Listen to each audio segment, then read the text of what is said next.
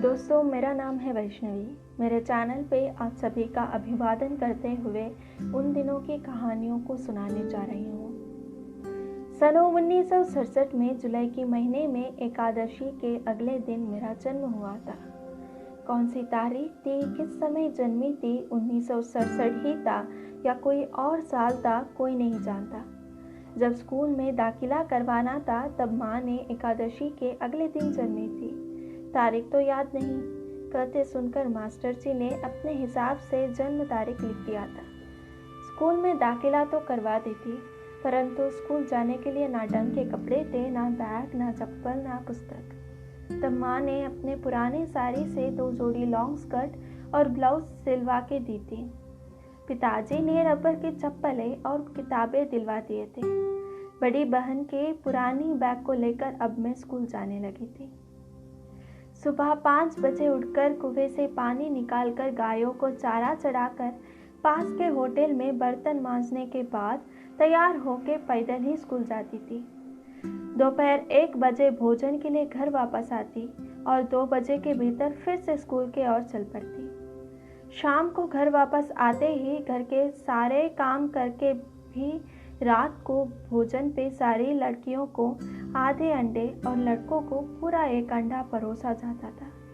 तब से लेके आज तक अंडे से तो मन ही उठ गया है। गर्मियों में सभी लोग आंगन में ही सो जाते थे, ना इंसान का डर था ना जानवर का। खैर, अब तो ज़माना बदल गया है, परंतु वो बचपन की शरारतें आज भी ताज़े हैं।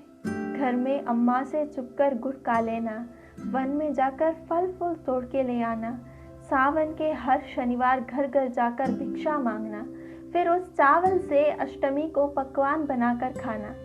सावन से याद आया, तब तो ना छाते थे ना रेनकोट, हम तो ताड़ के पेड़ के पत्तों से बने छाते को पकड़कर स्कूल जाते थे। और इतना ही नहीं, शाम को सारे घर परिवार मोहल्ले वाले फिल्म देखने के लिए पैदल ही थिएटर जाते थे और रात को 11-12 बजे शो खत्म होने के बाद घर वापस आते थे। तब की आज़ादी, भाईचारा आजकल शायद ही देखने को मिले। हंसते खेलते गिरते संवरते बचपन कैसे बीता पता ही नहीं चला। ना प्यार का एहसास था, ना पाने की तमन्ना। कॉलेज के दिनों में भी कुछ खास बदलाव नहीं आए थे। वही 2 जोड़ी कपड़े, रबर की चप्पलें, पुरानी बैग। मेरी कई सहेलियों की विवाह हो चुकी थी और कईयों के कॉलेज जाने की इच्छाओं को पैरों तले दबा दिया गया था। मेरे पिताजी धनवान तो नहीं थे, परंतु कर्मशील और सत्यवादी थे। दान पुण्य के लिए जाने जाते थे। इसकी वजह से माँ को घर की और बेटियों की सदा चिंता सताती रहती थी।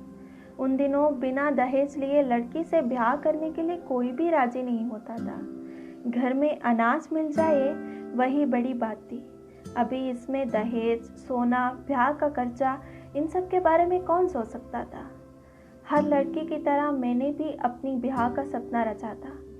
साथ में मन के एक कोने में पढ़ लिख कर टीचर बनने का सपना देखा था, परंतु किसी से कहने की हिम्मत नहीं हुई। उन दिनों छोटे शहरों में टीचर, नर्स आदि कार्य सभ्य घर की लड़कियां नहीं कर सकती थी।